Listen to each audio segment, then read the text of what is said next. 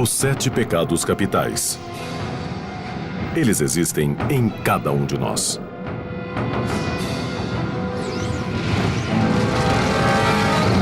Esses pecados são fatais. Eles têm um efeito gravemente destruidor na vida espiritual de uma pessoa. Luxúria, inveja, gula, preguiça, avareza, ira e soberba. De acordo com a teologia cristã, pecar é simplesmente pensar nesses pecados capitais. A Bíblia diz que o resultado do pecado é a morte. Cada um desses pecados tem uma história secreta revelando como eles se tornaram capitais. Os 7 pecados capitais tiveram um enorme impacto na história, na sociedade e em nossas almas. Você não pode transgredir a lei moral de Deus sem que alguém pague um preço terrível por isso. E o mais perigoso desses pecados é a soberba.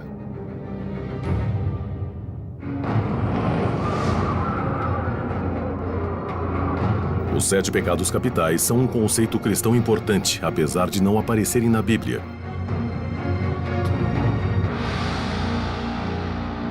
Eles apareceram primeiro em monastérios espalhados nos desertos do Egito, mais de 3 séculos depois da morte de Jesus. Em aproximadamente 375 d.C., um monge cristão chamado Evagrius Ponticus deixou a cidade pecaminosa de Constantinopla para entrar para um monastério. Lá, ele começou a catalogar as tentações que seduziam os homens para o inferno, criando uma lista das mais perigosas. Evagrius acreditava que existiam 8 terríveis tentações da alma. E a soberba era uma das mais fatais. Evagrius dizia que a soberba corrompia tudo em que tocava. Ele a chamava de tumor da alma cheio de pus, já que amadurece e se rompe, criando uma confusão repugnante.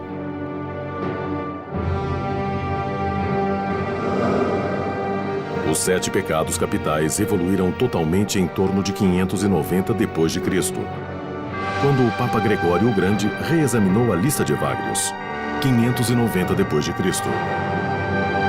Ele os reduziu a 7, mudou seus nomes de tentações para pecados e os intitulou capitais: luxúria, inveja, gula, preguiça, avareza, ira, soberba. Para o Papa Gregório, a soberba era o pior dos 7 pecados capitais, o que continha a semente de todo o mal. Ele escreveu: soberba é o início de todos os pecados. Mas o que é a soberba? E por que ela é considerada tão maligna? Soberba é definida como uma forma de arrogância, vaidade e um senso exagerado da própria importância. De acordo com teólogos, a soberba faz uma pessoa sentir que não precisa de Deus. Os vícios trabalham juntos, subordinados a um vício principal. O principal de todos, é a soberba.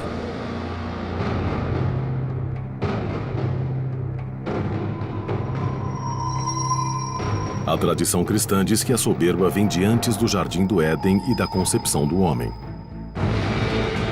Ela manchou o tecido da criação do início dos tempos até o nascimento do próprio diabo.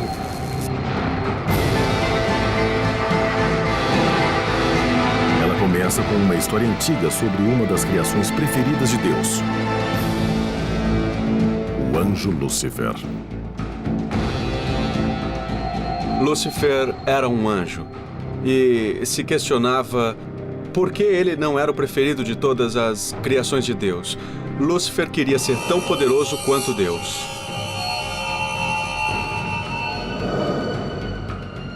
Judaísmo, cristianismo e islamismo contam lendas diferentes, mas similares, sobre a queda cataclísmica de Lúcifer das graças de Deus.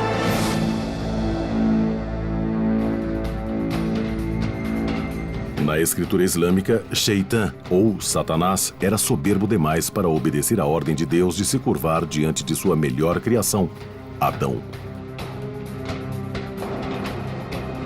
Ele diz: sou melhor que Adão. Sou criado do fogo e do Espírito de Deus, enquanto Adão é criado do pó. E foi sua soberba esse desejo de se elevar ao nível de Deus que resultou em sua queda.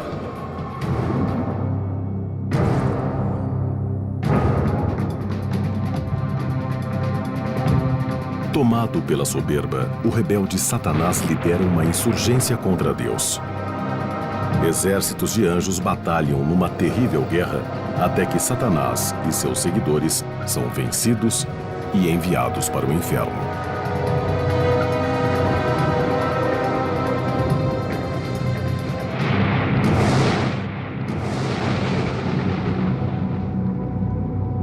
Derrotado, a criatura mais amada por Deus, Lúcifer, cai dos céus e se torna a encarnação do mal, Satanás. Essa é uma das histórias religiosas mais fortes, só que não está na Bíblia. A queda de Satanás vem de lendas antigas reunidas entre a criação do Velho e do Novo Testamentos. Apesar de não estar na Bíblia, a história é uma parábola poderosa sobre a destruição causada pela soberba. Os anjos não caem pela luxúria, pela avareza ou pela preguiça. Eles caem pela soberba. É ela que pode separar com mais eficiência os mais sagrados de Deus. Quanto a isso, nós temos uma condição parecida com a do anjo caído. Porque ele é um anjo que também foi afastado de Deus. A rebelião de Satanás continuou quando ele prometeu envenenar a maior criação de Deus, o homem. Satanás deixou seu trono infernal para seduzir os novos habitantes da Terra, Adão e Eva. A mesma soberba que causou a ruína de Satanás agora o beneficiaria em sua busca obscura. Lá, no Jardim do Éden, sua tentação provoca a queda do homem através do pecado original da soberba.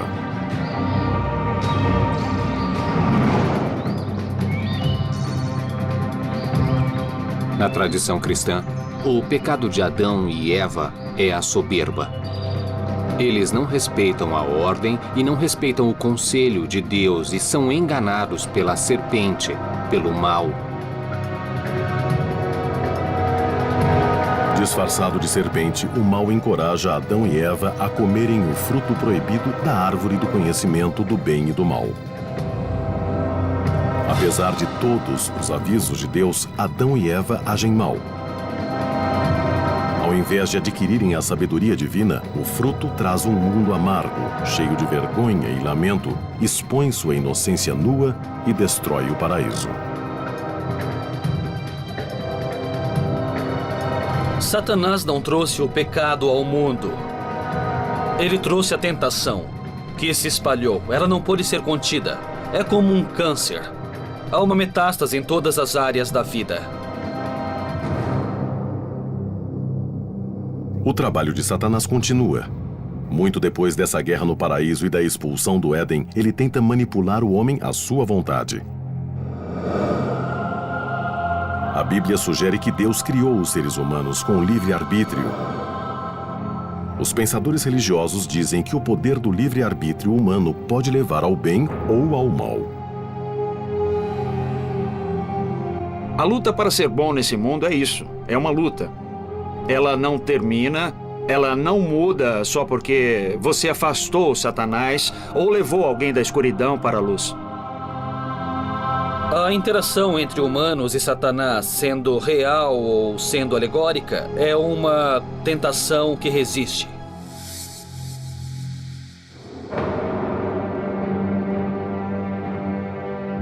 Em toda a história, até o mais devoto dos homens pode ser seduzido para o pecado.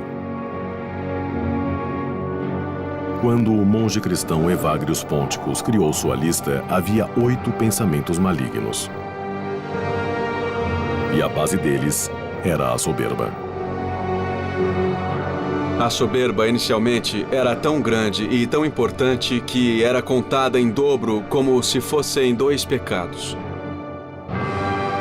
Evagrius a separava em 2 vícios diferentes: vaidade e soberba. Os dois mais perigosos eram os pecados da vaidade e da soberba. Vaidade é uma forma de egocentrismo. Na vaidade, o que uma pessoa faz é usar outras pessoas como forma de valorizar seu próprio ego. Eu preciso de você só porque você diz o quanto sou maravilhoso. Evagrius acreditava que a vaidade interferia na santidade. E escreveu: a oração de quem ama a popularidade não alcançará Deus. Enquanto o vaidoso se preocupa com a opinião dos outros, o soberbo se concentra somente em si próprio. Soberba é o pecado da autossuficiência, onde não há necessidade de Deus. Quando se questiona o lugar de Deus e se pressupõe que, de certa forma, temos uma posição mais elevada que a que nos cabe, isso é soberba. Em 590 d.C., o Papa Gregório o Grande deu novos ares às 8 tentações de Evagrius. Ele acreditava que o número 7 tinha um significado divino. O 7 era tradicionalmente visto como um número sagrado poderoso. Na antiguidade acreditava-se que havia uma ordem divina de 7 coisas que correspondiam de certa forma à ordem dos céus do que era visto como os 7 grandes planetas.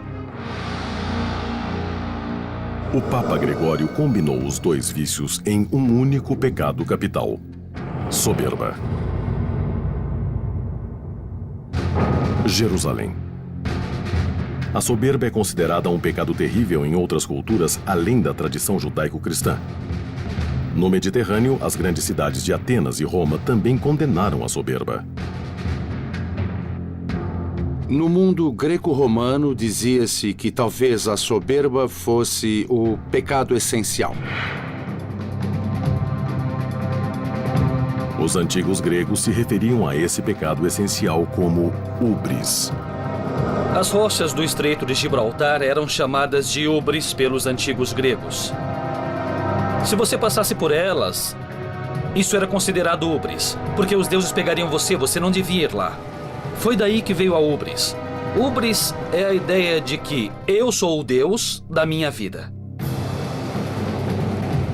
Os gregos usavam contos sobre a soberba para falar às pessoas sobre os perigos do pecado, explicando como ele podia levar uma pessoa à ruína.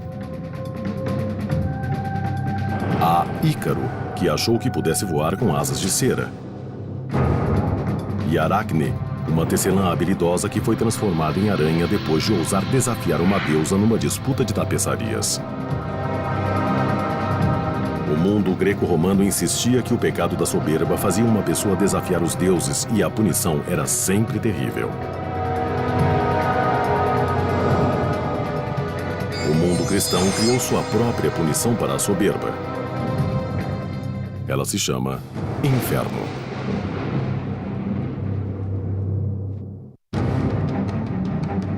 Os 7 pecados capitais foram considerados um guia moral para os cristãos durante séculos. Desde a antiguidade, o pecado da soberba era chamado de esmagador de almas, destruidor dos homens, insulto a Deus e uma praga da sociedade.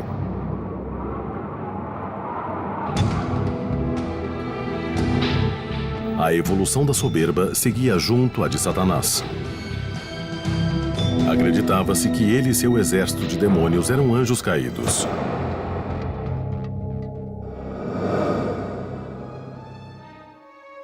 Em 1300, com o início do Renascimento, acreditava-se que anjos caídos habitavam o espaço entre o céu e a terra. E eles teriam o poder de se materializarem e enganar. Se uma pessoa não fosse vigilante, poderia virar presa dos anjos caídos e ser atraída para o pecado. Anjos caídos podiam criar um corpo que era apenas uma ilusão visual. Nas pinturas renascentistas, nas pinturas medievais, sempre temos um elemento no corpo do diabo que trai a natureza. Os chifres em sua cabeça ou os pés de ganso são para enfatizar que esse ser é uma criatura que vai contra a natureza. Dizia-se que os anjos caídos gostavam especialmente de usar a soberba como tentação, cegando os pecadores para que não pudessem ver ninguém além deles mesmos. Em torno de 1320, a noção de inferno recebeu uma imagem humana do escritor italiano Dante Alighieri, a Divina Comédia. Na Divina Comédia de Dante, o poeta romano Virgílio o acompanha pelos 3 reinos: Inferno, Purgatório e Paraíso. Virgílio é considerado a representação da razão humana e Dante simboliza a humanidade. É no Purgatório que Dante ilustra mais nitidamente as punições para os pecadores. Dante expõe tudo e tenta criar um purgatório como um lugar, e isso fica na imaginação popular. Os pecadores soberbos andam no Monte Purgatório com um enorme peso de rochas nas costas. Por terem passado a vida olhando os outros de cima, eles não podem se erguer até que percebam o peso de seu pecado. A visão de Dante da soberba veio direto da doutrina ensinada pela Igreja.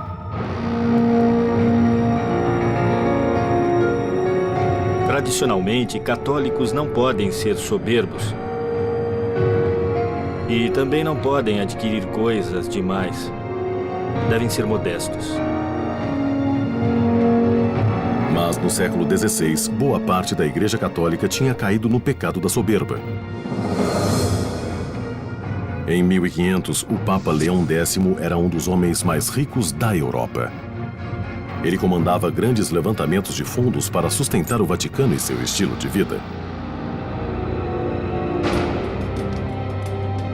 Em 1512, um monge alemão chamado Martim Lutero se rebelou contra o sistema soberbo e pecador do Papa Leão. Ele escreveu críticas incisivas contra o Papa e o Vaticano, acabando por se afastar da Igreja Católica Romana. A reforma protestante que veio disso mudou o cristianismo para sempre. O protestantismo veio de um protesto. E isso não é nada católico. Os presbiterianos, os luteranos, os batistas, os anglicanos ou os episcopais, todos são considerados protestantes. Mas em torno das novas seitas protestantes que vieram depois da Reforma, um grupo surgiu com uma devoção única para lutar contra a soberba. Eles se chamavam Anabatistas. Os grupos anabatistas se desenvolveram em vários lugares da Europa. O primeiro deles foi a Irmandade Suíça, de 1525, e alguns anos depois, os Menonitas se desenvolveram nas regiões da Holanda. Alguns grupos ainda existem hoje. Os Menonitas, os Uteritas e os Amish permanecem intocados desde o século XVI. Os Menonitas iniciaram uma nova tradição de colocar a soberba como o pecado mais perigoso, valorizando a humildade mais que qualquer outra qualidade.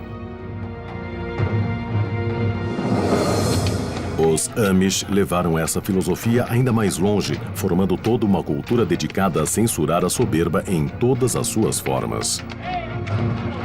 Os Amish veem a soberba como um pecado muito grave.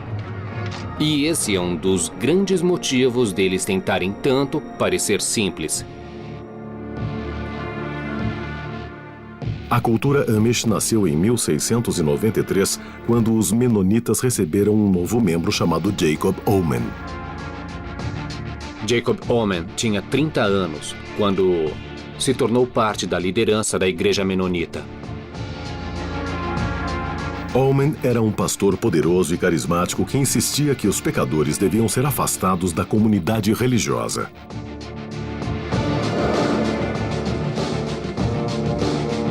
Jacob Omen era realmente muito firme em questões como a excomunhão e o afastamento.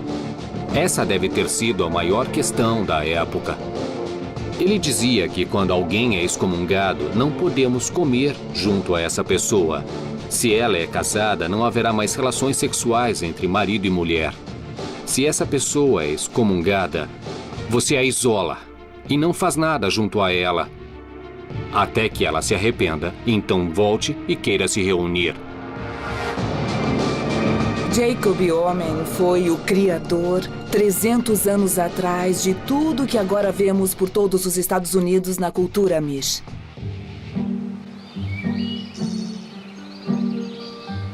Hoje, os Amish se mantêm distantes da cultura em voga.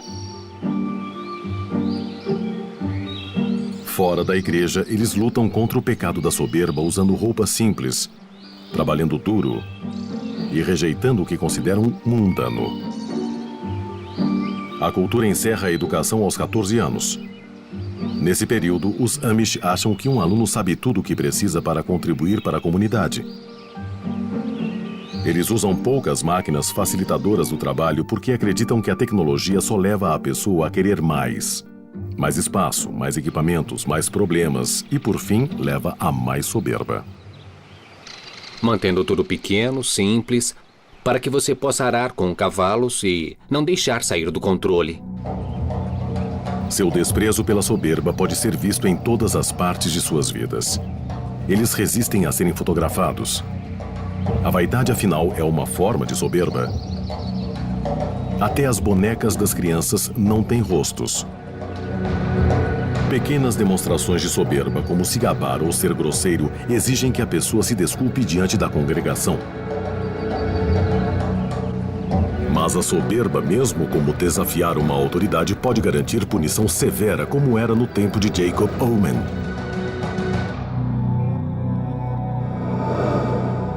Um ato de soberba seria agir de modo a mudar uma coisa que você sabe que é contra as regras da igreja. Seria, por exemplo, um homem dizer que não vai mais ordenhar as vacas à mão. Ele vai comprar uma máquina, independente do que a igreja diz. Para um pecador desses, a punição pode ser a excomunhão, essencialmente entregando o membro a Satanás e depois o afastando.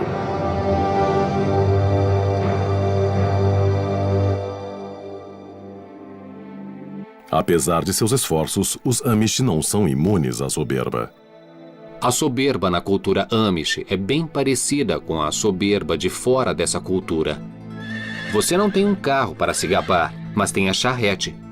E você pode incrementar sua charrete como incrementa seu carro. O que é muito interessante é o desafio que a humildade nos apresenta. No fim, ela parece uma corrida para o fundo do poço, porque se você tem a humildade como meta, as pessoas começam a competir para se tornarem mais humildes do que as outras. E então, trabalhando duro para não ser soberbo, a humildade quase se torna soberba.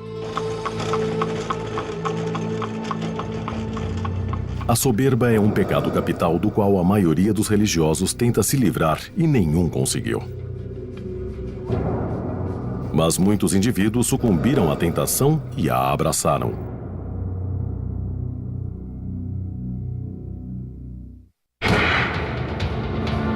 Os 7 pecados capitais são uma tradição com séculos de existência que dita o mal que tenta a alma humana. E a soberba sempre foi considerada o pecado principal.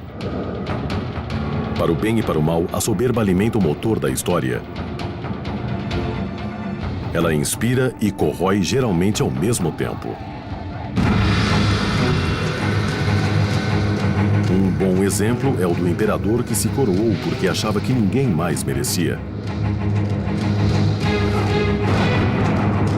Em 1799, Napoleão Bonaparte foi um general talentoso cujo sucesso atordoante levou sua soberba insaciável além de qualquer controle. Quando a França se tornou pequena demais para conter sua ambição, ele quis conquistar a Europa, colocando a maior parte do continente sob seu controle e seus parentes nos tronos europeus.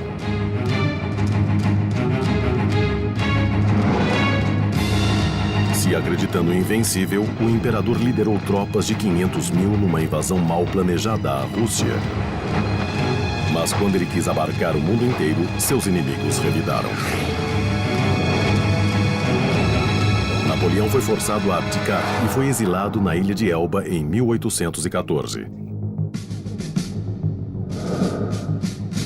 Ele escapou, reconstruiu seu exército, mas foi destruído em Waterloo em 1815. Ele morreu no exílio na ilha de Santa Helena. Waterloo se tornou para sempre o grande símbolo de derrota e da destruição do pecado da soberba.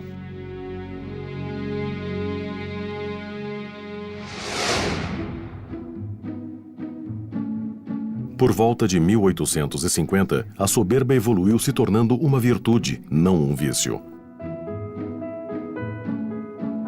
Uma nova geração de líderes destemidos surgiu quando a Revolução Industrial chegou à América e a sociedade saiu da agricultura para a indústria.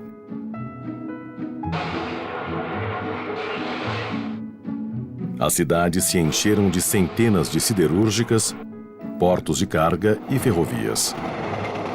Essa era de oportunidade também transformou homens modestos em magnatas. Podemos pensar em Andrew Mellon, Andrew Carnegie, Cornelius Vanderbilt. Os barões ladrões eram, de certa forma, brilhantes homens de negócio que tiraram vantagem dessa nova mudança e acabaram ganhando muito dinheiro nisso. Eles foram homens que ficaram muito ricos, incrivelmente ricos, algumas vezes rápido demais. Um dos barões ladrões mais famosos foi William Randolph Hearst, que fez milhões com seu império editorial. Hearst se entregou à soberba quando construiu o Castelo Hearst de 8.300 metros quadrados na sua propriedade de mais de 16 mil hectares na Califórnia. Durante uma vida muito abastada, ele teve propriedades pelo mundo todo. Um homem que essencialmente tinha de tudo. Esses estilos de vida abastados não fugiam às críticas, forçando Hearst e seus iguais a encontrarem um modo de justificar seus pecados. Muitos abriram fundações de caridade, se transformando de barões ladrões em mecenas. Veja, por exemplo, a Fundação Ford. Para continuar mantendo tamanha riqueza material e a aprovação pública, você precisa fazer alguma coisa para ajudar a sociedade. Precisa mostrar que não se considera uma pessoa superior. Você só é melhor nos negócios. Então, a melhor maneira de conseguir isso era fazendo caridade e jogando milhões e milhões de dólares nela. E aqui encontramos o paradoxo da soberba. Se fizermos uma boa ação para proteger nossa reputação, isso significa não cometer um pecado? Então, se eu doar uma grande quantia em dinheiro para ser visto, isto é uma expressão de soberba. E o seu Pai do céu, como disse Jesus, não precisa lhe dar nenhum tipo de compensação, porque você já tem aquilo que você queria. Visibilidade pública, reconhecimento público, não mais que isso. A soberba pode ser ilusória. Algo que parece caridade pode ser uma atitude de arrogância. Como o mal pode mudar sua forma, a soberba pode se mascarar em algo benigno. Enquanto ser arrogante é facilmente definido como pecado, há um outro tipo de soberba que geralmente é confundido com uma força positiva. Nossa ascendência, nossa educação, nossa religião, nosso bairro, nosso país. Temos orgulho de todas essas coisas. O orgulho, invariavelmente, envolve uma comparação entre você e a outra pessoa, ou você e outro grupo de pessoas.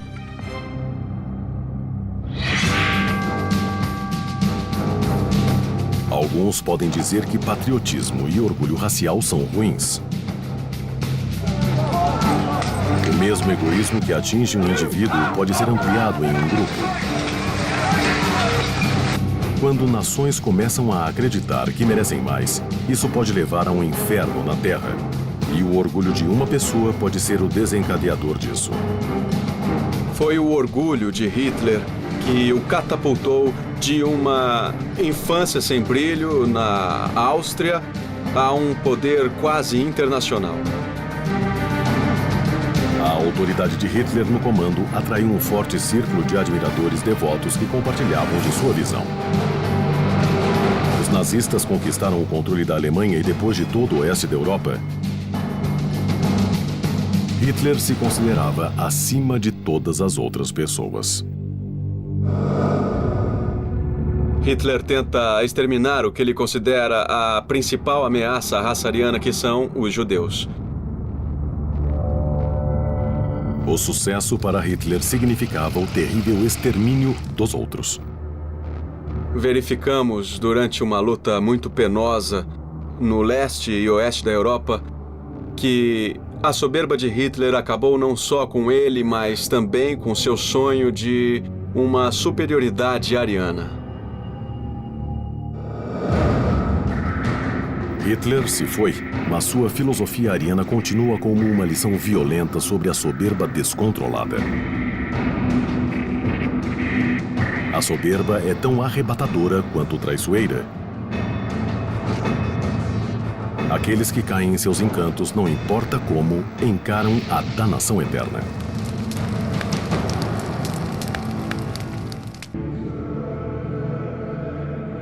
O Papa Gregório o Grande foi o primeiro a intitular a luxúria, a inveja, a gula, a preguiça, a avareza, a ira e a soberba de 7 pecados capitais. E de acordo com ele, o pecado mais perigoso é a soberba. A soberba pode parecer bonita mesmo sendo um pecado feio. A mitologia grega conta a lenda de Narciso. Ele tinha tamanha admiração por sua aparência que ficou olhando seu próprio reflexo durante horas. Enamorado por sua beleza, ele tentou tocar seu reflexo. Caiu dentro do lago que o refletia e se afogou. Vítima de seu próprio egocentrismo e soberba. Essa história é a origem do termo narcisista, alguém que gosta tanto de si próprio, de sua aparência e do que tem, que não vê nada além. O narcisismo é a imagem do egocentrismo. O narcisista passa por cima de tudo que dificultar a perfeição de sua autoimagem. Meus parabéns, foi ótimo, foi maravilhoso. Tá bom. Oi, tudo bem? Um narcisista geralmente mostra uma imagem pública amigável que ajuda a conquistar as pessoas. Se ele se vê como um líder nato, vai precisar dos outros como seguidores. Tá, tudo bem. Como vai? Quando eles conhecem as pessoas, são logo queridos e em certas situações, muita gente até aceita o fato deles serem meio arrogantes, mas eles são legais, inteligentes, encantadores, divertidos. Gostamos deles, os narcisistas. Então, pessoal, eu quero dizer que... O narcisista adora que prestem atenção nele, mas só olha para si mesmo. E se for desafiado, cuidado. E já está tudo combinado. Um narcisista tenta compensar alguma insegurança profunda. Então, quando ele demonstra seu comportamento soberbo, entra na defensiva, é agressivo, e assim você acaba vendo o lado mais desagradável do comportamento soberbo. A soberba pode também ser exibida pela vaidade.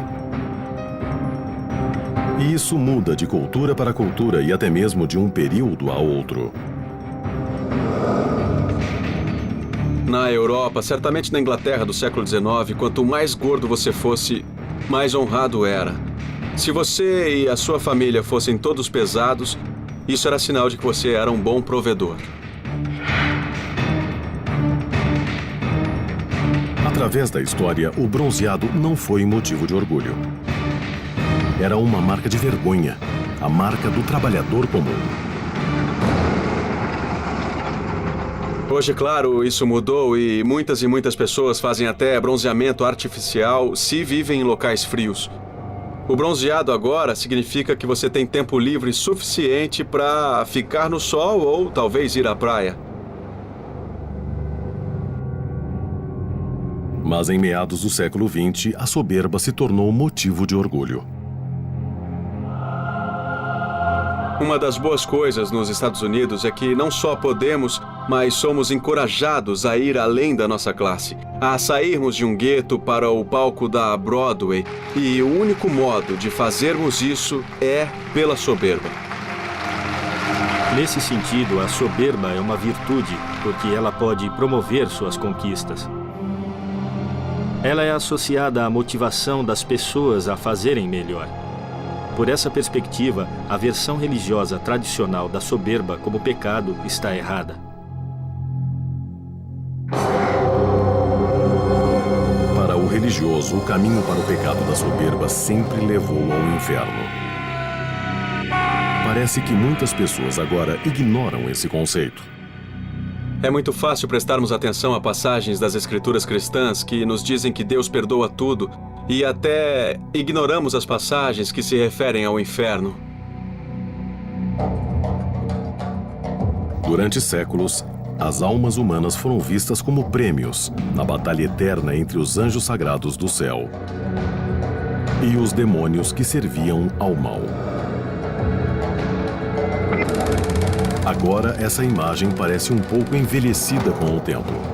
Hoje, na verdade, nós enfatizamos menos a influência angélica do nosso lado e mais o nosso livre-arbítrio. No livro de João, a Bíblia define o pecado como a falta de regras. Mas numa sociedade em que a filosofia principal é se você se sente bem, faça, e que a soberba é positiva, não há espaço para se considerar a soberba um pecado. Ou talvez, celebrando a soberba, tenhamos apagado a ideia de pecado totalmente. Gregório o Grande acreditava, como muitos teólogos cristãos depois dele, que cada um dos 7 pecados pode ser reduzido à soberba. E se a soberba não é mais um pecado, isso coloca os outros pecados em perigo de se tornarem irrelevantes também. A soberba pode ser mais complexa do que imaginamos. Novas pesquisas sugerem que há 2 tipos de soberba. Uma leva ao sucesso. A outra leva ao inferno.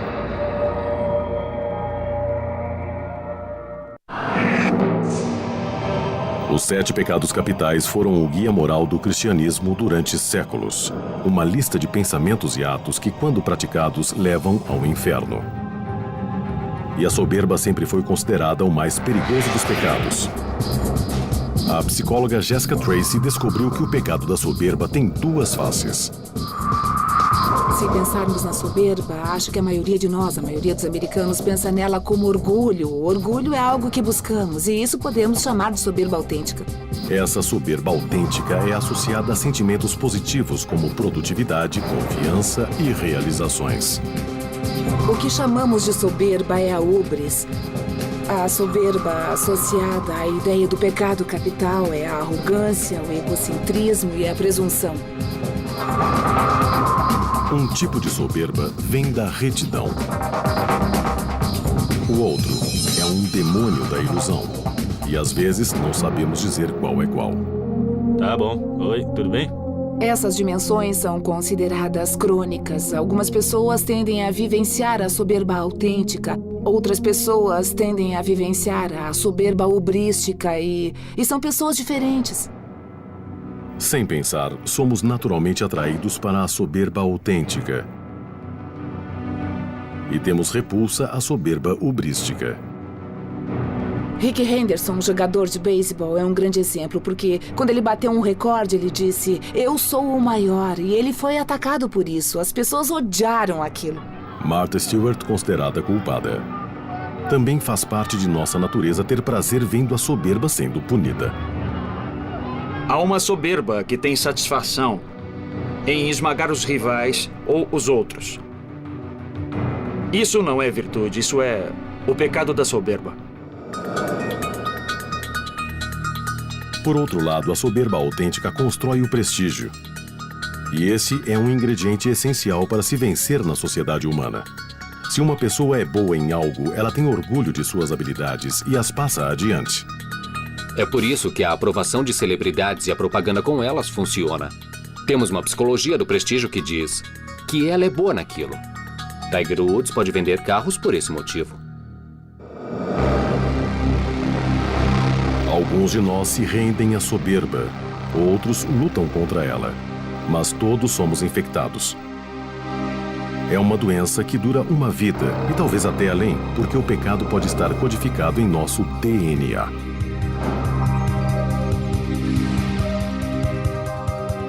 Na Universidade de Yale, Laurie Santos usa primatas para explorar as origens evolucionárias do comportamento humano. Ela descobriu que macacos prego exibem um comportamento muito parecido com o da soberba humana. Economistas estudaram a tendência irracional das pessoas à supervalorização de uma coisa que tem, simplesmente porque tem. Os cientistas chamam de efeito da dotação. Psicólogos formaram a hipótese de que um dos motivos do efeito da dotação é porque os objetos que você tem levam a alguma qualidade sua. Você tem uma sensação de soberba com aquele sofá velho e usado ou com a casa que tem? Por nos valorizarmos muito, nossa mais-valia esbarra nas coisas que temos.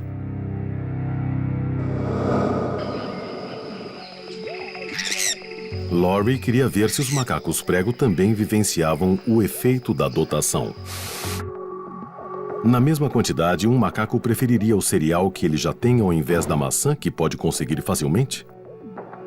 Porque as comidas são equivalentes, você espera que os macacos queiram metade dos cereais e metade da maçã, mas acontece que eles não escolhem isso. Na verdade, quando os macacos são donos do cereal, eles tratam o cereal como alguma coisa valiosa. Você tem que dar muito mais em maçãs para que eles desistam do cereal. Os macacos pregos, como as pessoas, parecem se orgulhar das coisas que possuem. O trabalho sobre o efeito da dotação que fizemos com os macacos prego mostra a possibilidade de que eles possam ter algo como a soberba. Enquanto a religião culpa o diabo, a ciência busca na evolução a explicação sobre o lugar estranho que a soberba ocupa nesse mundo. Se os macacos mostram esse tipo de comportamento, como podem ser irracionais se estão por aí nos últimos 35 milhões de anos? Se os religiosos estiverem corretos, os portões do inferno podem estar lotados. Se você acha que ser soberbo significa que um indivíduo vai para o inferno, então todos os nossos ancestrais primatas estão lá. Provavelmente é um lugar bem cheio e bem barulhento.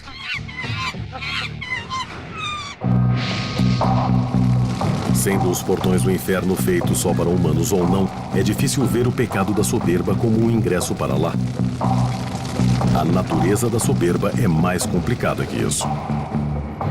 Se a soberba indica simplesmente a posse de uma coisa, posse de um recurso, comida, território, posse de um bom conjunto de genes que torna alguém um parceiro desejável, posse de um lugar na sociedade, então claramente a soberba não é só benéfica, ela é absolutamente necessária.